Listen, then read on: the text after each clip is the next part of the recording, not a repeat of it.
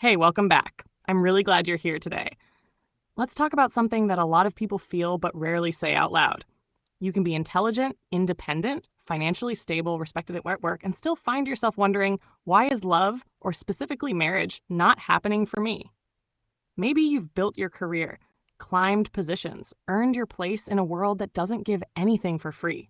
You can negotiate contracts, manage budgets, lead teams, present confidently in a boardroom full of executives. And yet, when it comes to love, it feels like something is slightly off. Something isn't clicking. You might look around and see friends getting engaged, posting wedding photos, or announcing pregnancies, while you're signing deals, flying between meetings, attending strategy sessions, and saying, I'll think about it later. I'll focus on love later. Then suddenly, later feels a little too close. And maybe it's not that you don't want love. Maybe you do, deeply. But for some reason, even if you meet someone, the road to marriage just doesn't flow naturally. Conversations stall. Commitment feels distant. The relationship stays undefined. Or worse, someone once told you you're amazing, but you don't really seem like the type who wants to settle down. And that's when it hits you. Is that how people see me? If that resonates, this conversation today is for you. Because I want to explore something real. Why do so many brilliant, capable, career-driven women struggle to find or secure the kind of love they actually desire? And more importantly, how can they shift the dynamic without losing their strength or softening their achievements? Let's begin by getting honest. A lot of high-achieving women are not single because no one wants them. That's a lazy explanation. They are often single because the same traits that make them successful professionally create complex dynamics in romantic relationships. Not bad traits, just traits that need different handling when it comes to intimacy. So today, let's dig into 5 core patterns, the silent reasons many career women struggle with marriage or long-term commitment.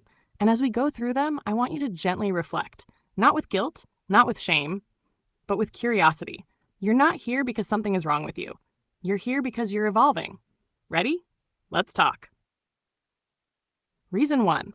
Quick professional judgment spills into love. In your work life, judgment is power. Quick assessment keeps you efficient.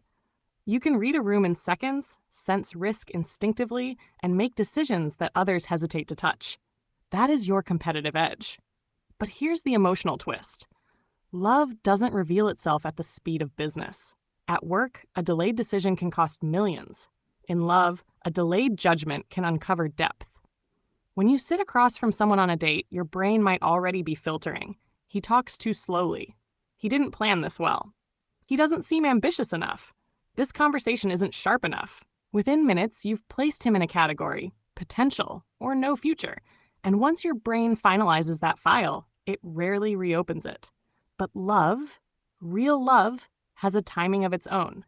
Some of the deepest connections don't start with fireworks. They start quietly, slowly, sometimes even awkwardly. Maybe someone didn't impress you instantly, but if you had let time reveal more layers, you might have discovered humor, depth, intelligence, tenderness, things that don't show up in the first 5 minutes of conversation. You do not need to lower your standards, but maybe, just maybe, you could delay your judgment. Not yes forever, just not sure yet. Let's see. Reason 2. Comparison mode. Career versus career, high-achieving women often live in comparison-based environments. Quarterly evaluations, performance reviews, market competition. You're used to measuring, tracking, evaluating, and without noticing, this comparison lens sometimes turns toward the person you're dating. Why is he always so busy but still behind in his career? I manage my schedule. Why can't he? I'm younger than him but already more established. Why isn't he? If I can do it, why hasn't he done it? Logical? Maybe. But love doesn't grow in a comparison field. It grows in a respect field. If you are always unconsciously observing his performance, measuring his pace against yours, he won't feel like a partner. He'll feel like a trainee being observed by a supervisor.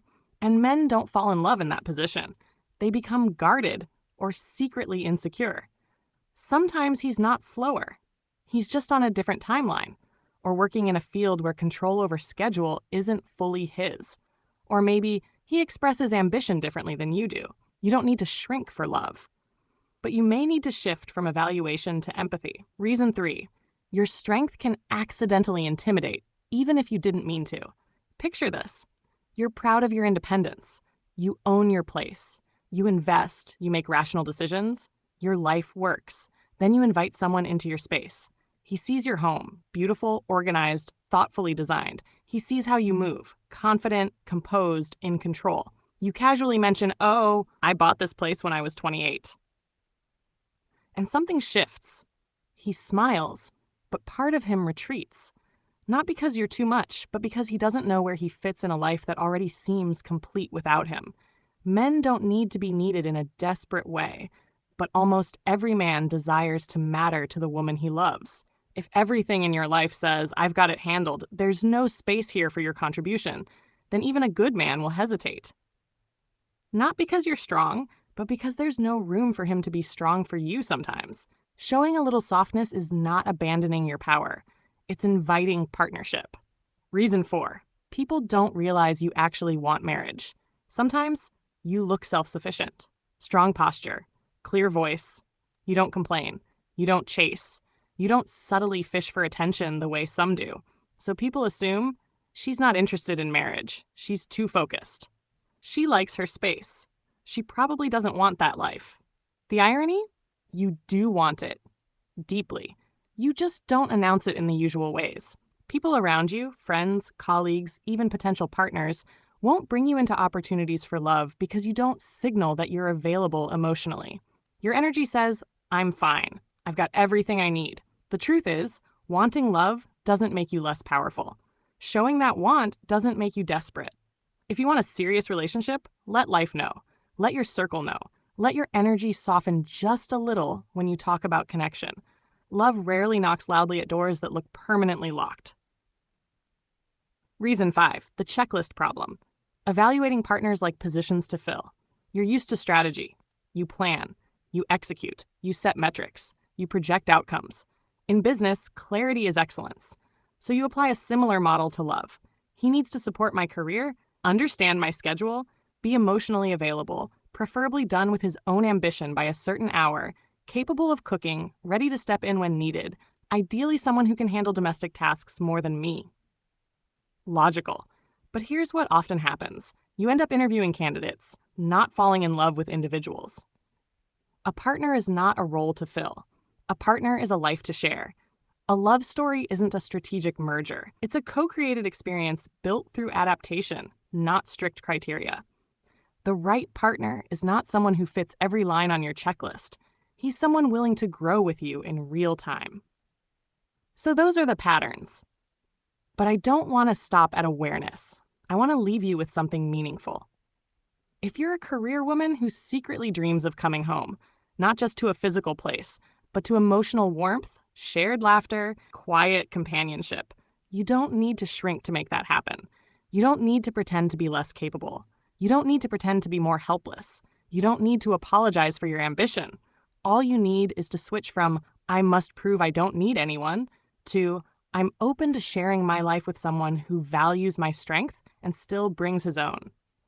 Because here's what most powerful women forget. Powerful isn't who never needs anyone.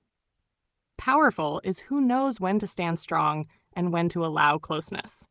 Imagine a love where you don't have to hide your intelligence, where your ambition is admired, not diminished, where you can come home after a long day, drop your guard, and simply be held emotionally. Not because you are weak, but because strength also deserves rest. Marriage isn't a reward for good behavior. It's not an achievement unlocked at the end of a productivity run. It's companionship. It's softness meeting strength. It's two people deciding to build a place where both can be fully themselves. You don't need to work for romance like you work for results. You need to allow love, not manage it. So if this spoke to you, breathe. You're not behind. You're not late. You're not too much. You're simply at a stage of life where your heart is asking for a different type of wisdom than your career has required. Keep your brilliance. Keep your standards. But ease your judgment. Soften your comparison. Make space for his role. Signal your desire for connection. And trade the perfect checklist for a living bond. Love won't arrive like a perfect proposal. It might arrive quietly, gently, in a moment where you finally say, maybe I don't have to be in control right now. Maybe I can just be met. Thank you for spending this time with me. If today's conversation opened something in you, even just a little, that's enough. Don't rush change. Just stay aware. Stay open. If you found value in this, stay with me for more deep talks like this. Until next time, take a deep breath, trust your timing, and remember, strength and softness can live in the same heart. See you soon.